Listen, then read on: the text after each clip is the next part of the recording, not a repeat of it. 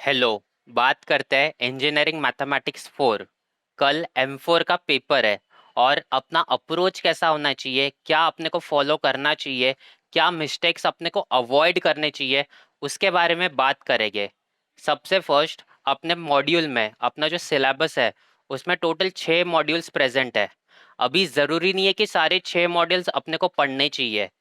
कोई भी इंजीनियरिंग के सब्जेक्ट में इम्पोर्टेंट होता ही नहीं कि 6 मॉड्यूल्स आपको एग्जाम के लिए प्रिपेयर करके जाने चाहिए। कम से कम या max to max 4 modules prepare करने चाहिए। कम से कम 3 मॉड्यूल्स प्रिपेयर करने चाहिए रहते हैं, और मैक्स टू मैक्स 4। क्योंकि जो क्वेश्चन पेपर रहता है उसमें को अपने को पता है टोटल 6 क्वेश्चंस आते हैं।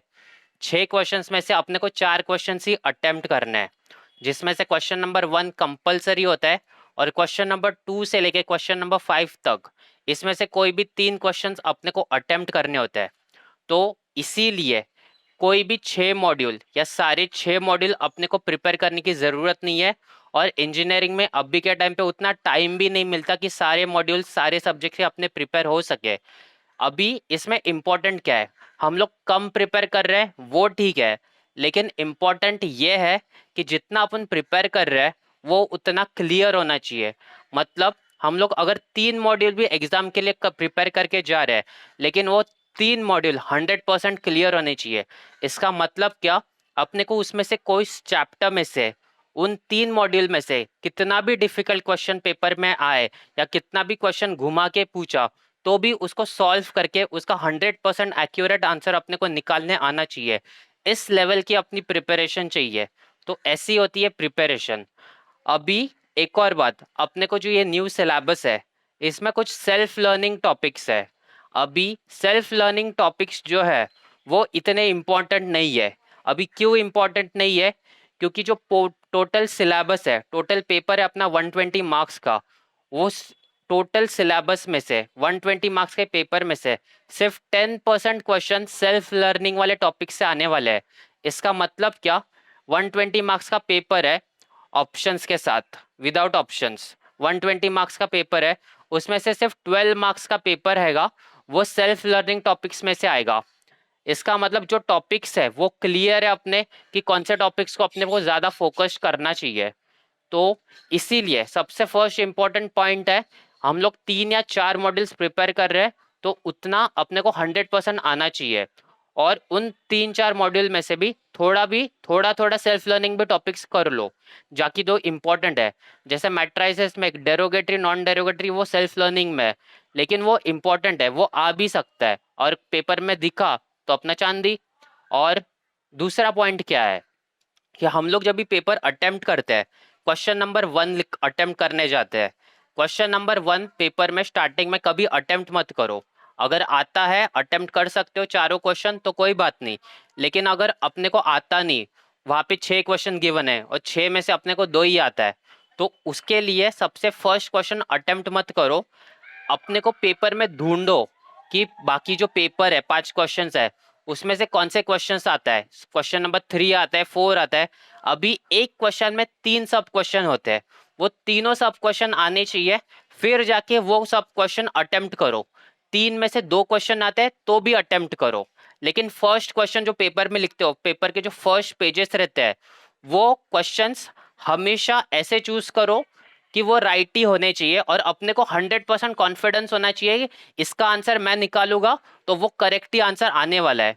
और सेकंड बात है नीट एंड क्लीन, पेपर की प्रेजेंटेशन बहुत इंपॉर्टेंट है।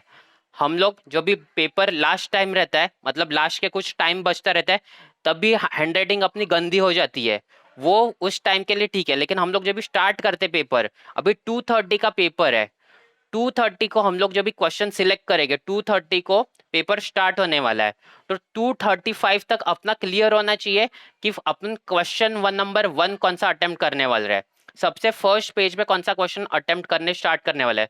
सपोज करते हैं अपने को क्वेश्चन नंबर 3 आता है, क्वेश्चन नंबर 3 में से तीनों सब क्वेश्चन आते हैं, तो हम लोग वहां से स्टार्ट करेंगे।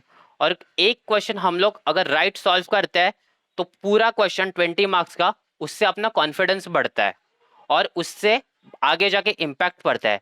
अगर फर्स्ट क्वेश्चन ही हम लोग सॉल्व करने बैठे और वो लेंदी क्वेश्चन निकला, वो लेंदी प्रोसीजर निकला, तो उसमें टाइम ज़्यादा वेस्ट होता है। सबसे इंपॉर्टेंट क्या है इसमें, अपने को पास होने का सबसे फर्स्ट देखना है।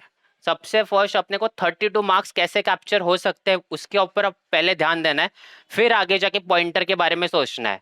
इसका मतलब क्या, एग्जाम चालू होने वाला है 2:30 को, 2:30 से लेके 3:30 या 4 o'clock तक अपने को ऐसा पेपर लिखना है कि मेरे को कोई फेल ही नहीं कर सकता। कम से कम 32 मार्क्स या फिर 28 मार्क्स का पेपर इतना अच्छे से लिखना है, ऐसे क्वेश्चन चूज करने हैं कि उसमें से मार्क्स कैंसिल ही नहीं कर सकता, आंसर करेक्ट ही आने वाला है।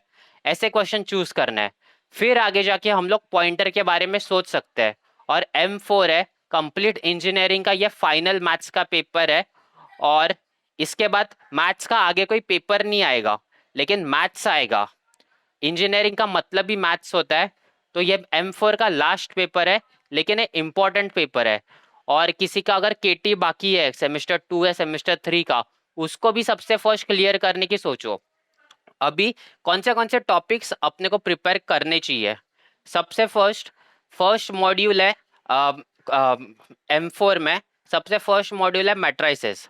अभी मैट्राइसेस में जो इंपॉर्टेंट टॉपिक्स है वो कौन से इंपॉर्टेंट टॉपिक्स है, आइगन वैल्यूज, आइगन वेक्टर्स, फिर डायगोनलाइजेशन ऑफ मैट्रिक्स और कैली हैमिल्टन थ्योरम। यही 3 टॉपिक्स है चैप्टर नंबर 1 में मैट्राइसेस में, और ये तीनों टॉपिक्स बहुत इंपॉर्टेंट है।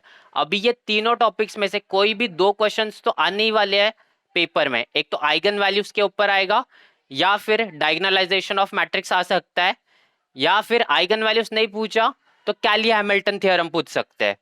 तो ये फर्स्ट मॉड्यूल की बात हुई। सेकेंड मॉड्यूल है कॉम्प्लेक्स इंटीग्रेशन का। कॉम्प्लेक्स इंटीग्रेशन में बहुत सारे कंसेप्ट है, और लेकिन सबसे इंपॉर्टेंट जो टॉपिक है कॉम्प्लेक्स इंटीग्रेशन में वो है टेलर्स एंड लॉरेंट सीरीज, क्योंकि उसका क्वेश्चन डेफिनेटली पेपर में आने वाला है। फिर उसके बाद एक कॉशी रेसिड्यू थ्योरम, उसके ऊपर भी क्वेश्चन आ सकता है। तो ये जो फर्स्ट मॉड्यूल और सेकेंड मॉड्यूल है, वो दोनों मॉड्यूल इतने अच्छे से प्रिपेयर करो कि इसमें से कोई भी क्वेश्चन पूछे तुमको तो वो क्वेश्चन सॉल्व करने आना चाहिए। उसके बाद नॉर्मली ऐसा होता क्या है, अपना जो टॉपिक्स प्रिपेयर हुआ नहीं रहता है ना, सबसे फर्स्ट ध्यान अपना क्वेश्चन पेपर आने के बाद सबसे फर्स्ट ध्यान उस टॉपिक के ऊपर जाता है कि मैंने ये टॉपिक तो प्रिपेयर किया ही नहीं था कि उसके ऊपर क्वेश्चन आ गया। ऐसा नहीं होना चाहिए। ऐसा नहीं होने के लिए क्या करना चाहिए, जो तुम लोग को कंसेप्ट आता है, जो चैप्टर का सबसे फर्स्ट क्वेश्चन आता है, एकदम 100% श्योरिटी हो और वो कम टाइम में सॉल्व हो सके, ऐसे टॉपिक को, ऐसे क्वेश्चन को चूज करो और एग्जाम लिखना स्टार्ट करो। अभी मैथ्स 4 में अभी LPP और NLPP है, लीनियर प्रोग्रामिंग प्रॉब्लम्स और नॉन लीनियर प्रोग्रामिंग प्रॉब्लम्स। उसमें से भी डेफिनेटली क्वेश्चंस आएंगे। LPP में से सिंप्लेक्स मेथड का क्वेश्चन आता है, NLPP में से कह टक्कर मेथड आता है, इनइक्वालिटी वाला कहन टक्कर मेथड। अभी ये 2 क्वेश्चंस है इजी, लेकिन प्रोसीजर ओरिएंटेड है, मतलब टाइम लगता है, टाइम कंज्यूमिंग है। तो अपना फोकस होना चाहिए इन 2 क्वेश्चंस को सबसे लास्ट में सॉल्व करो। पहले इस क्वेश्चंस को सॉल्व करने मत जाओ, क्योंकि इसमें लेंदी प्रोसीजर है, इसमें टाइम लगता है। सबसे फर्स्ट वही करो कि पास कैसे हुआ जाए, पास होना है सबसे फर्स्ट, उसके बाद अपने को स्कोर करना है। यूनिट टेस्ट में कितना मार्क्स मिला वो तुमको अच्छे से पता ही है, इसीलिए सबसे फर्स्ट पास होने पे फोकस करो। जो क्वेश्चन इजी लगता है, जो क्वेश्चन को 100% श्योरिटी है, उस क्वेश्चन को अटेम्प्ट करो, फिर ही आगे जाके आगे प्रोसीजर करो। तो ये बात हुई। जैसे मतलब अगर सॉल्व कर रहे हो कॉम्प्लेक्स इंटीग्रेशन से सॉल्व कर सकते हो कि अगर 100% कॉन्फिडेंस हो तो, नहीं तो मैट्राइसेस से भी सॉल्व कर सकते हो। प्रोबेबिलिटी वाले क्वेश्चंस आते हैं, प्रोबेबिलिटी इजी चैप्टर है और जल्दी सॉल्व होता है। अगर उसमें 100% श्योरिटी है तो प्रोबेबिलिटी से स्टार्ट करो, सैम्पलिंग वाले क्वेश्चन से, क्योंकि वो इजी है और वो जल्दी जल्दी सॉल्व होते हैं, तो उसको भी सॉल्व कर सकते हो। मतलब बोलने का मतलब इतना ही है, सब मत करने जाओ अभी, बस थोड़े से टॉपिक्स करो, लेकिन ऐसे करो कि 100% तुमको उन पे कॉन्फिडेंस होना चाहिए कि ये टॉपिक में सॉल्व करूंगा, ये क्वेश्चन सॉल्व करूंगा, तब मेरा आंसर 100% एक्यूरेट आने वाला है। और नीट एंड क्लीनलीनेस पेपर होना चाहिए। मतलब ऐसा नहीं, मैथ्स का पेपर ऐसा नहीं होता कि ज्यादा पेजेस भरोगे तो ज्यादा मार्क्स मिलेंगे। थियोरी के पेपर में एक बार ऐसे हो सकता है कि थियोरी के पेपर में जो पेपर चेक करता है वो पेपर, ज्यादा पूरा पढ़ेगा नहीं, लेंदी आंसर्स लिखोगे, तो उसमें ऐसा हो सकता है कि थियोरी के पेपर में तुम लोग कुछ भी स्टोरी लिख के आओ, फिर उस पे जाके मार्क्स मिले। लेकिन मैथ्स के पेपर में ऐसा नहीं होता। मैथ्स के पेपर में स्टेप वाइज मार्क्स मिलेंगे। अगर तुम लोग का फाइनल आंसर भी रॉन्ग आ रहा है, लेकिन उसके पहले के स्टेप्स राइट है, स्टेप्स के भी मार्क्स मिलते हैं। तो पहले स्टेप्स तो परफेक्ट करो। अभी के टाइम पे जितने भी तुम्हारे चैप्टर्स है, वो सारे चैप्टर्स के फॉर्मूलास लिखो, प्रोसीजर लिखो, अगर उसमें प्रोसीजर है तो। फॉर्मूलास बाय हार्ट होना चाहिए। उधर जाके कभी कभी होता है कि फॉर्मूला भूल जाते, इतने सारे फॉर्मूलास को अपने को देखने पड़ते हैं, दिखते तो फॉर्मूलास भूल जाते हैं। लेकिन फॉर्मूलास भूलो मत, फॉर्मूलास इतने अच्छे से पढ़ो, इतने अच्छे से अभी प्रैक्टिस करो कि फॉर्मूलास भूले ही ना। अभी कल सुबह उठ के आज रात को सबसे फर्स्ट फॉर्मूलास रिवाइज करो, प्रोसीजर रिवाइज करो और सम्स देखते जाओ कैसे करना है। और इम्पोर्टेंट बात है कैलकुलेटर यूज करना। कैलकुलेटर यूज करना आना चाहिए, कैलकुलेटर की ज्यादा प्रैक्टिस करो। क्योंकि कैल्सी में अगर सम तुमको डालने में, इक्वेशन डालने में प्रॉब्लम होती है, तो वहां पे सिंटेक्स एरर या फिर मैथ एरर आ सकता है।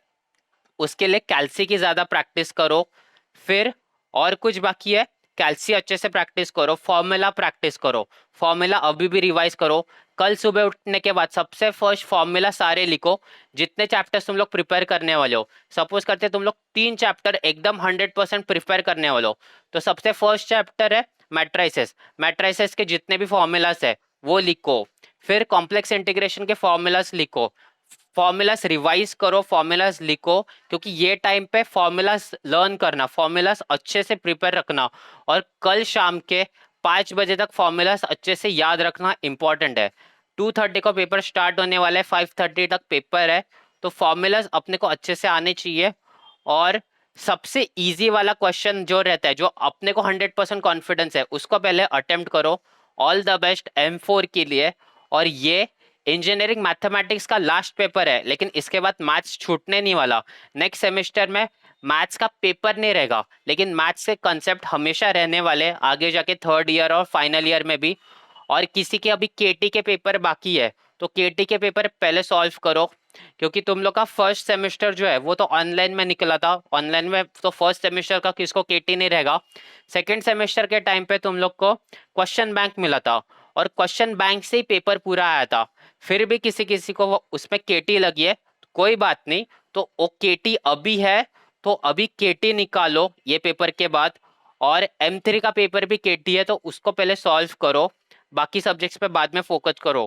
क्योंकि मैथ्स की अगर केटी तुम लोग थर्ड ईयर में लेके जाते हो तो प्रॉब्लम होती है।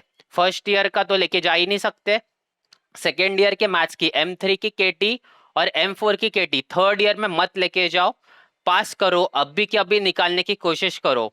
और जो लोग सब पढ़ रहे हैं उनको ऑल द बेस्ट, पेपर अच्छा ही जाएगा तुम लोग का। All the best.